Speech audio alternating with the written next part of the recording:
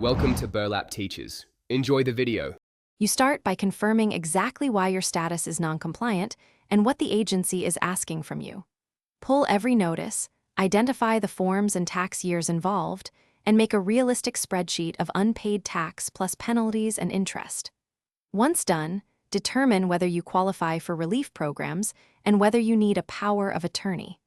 Make sure to sort documents chronologically and mark deadlines. Immediate organization prevents missed windows and speeds the next steps. Now prepare the corrective filings. File any missing returns and submit amended returns where figures change. Complete required schedules and attach clear supporting documents so reviewers see your calculations. Next, submit financial statements and a Form 433 to request a payment plan or offer in compromise if you cannot pay in full. Once submitted, respond promptly to any follow-up requests. Slow replies stall resolution. Keep copies of every submission and proof of delivery for your records. Finish by securing written confirmation that your non-compliant status is fixed. This may be a closure letter or approved installment agreement.